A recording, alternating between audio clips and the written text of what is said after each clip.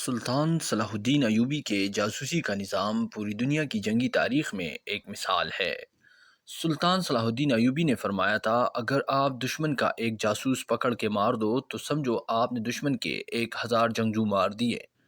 سلطان صلاح الدین ایوبی رحمۃ اللہ علیہ کے دور میں ان کا ایک جاسوس فلسطین سے واپس آیا اور صلیبی فوج کے بارے میں مکمل معلومات دی۔ سلطان نے اس کو تنخواہ کے علاوہ قیمتی تحائف دیے۔ اس پر فوج کے سپاہیوں نے اعتراض کیا، ہم لوگ ہر میدان میں آپ کے ساتھ ہوتے ہیں، لڑتے ہیں، ہمیں قیمتی تحائف کیوں نہیں دیے جاتے؟ تو سلطان نے جواب دیا، جب آپ لوگ لڑتے ہیں تو میں آپ کے ساتھ ہوتا ہوں، اگر آپ لوگ شہید ہو جائیں تو آپ کو یقین ہے کہ آپ کا جنازہ بھی پڑھایا جائے گا اور قبر بھی نصیب ہوگی، مگر میری جاسوس میرے وہ گمنام سپاہی ہیں کہ اگر پکڑے جائیں تو انہیں کفن بھی نصیب نہیں ہوتا۔ یہ میری آنکھیں اور کان ہیں جن سے میں میلوں دور دشمن کو دیکھتا اور سنتا ہوں۔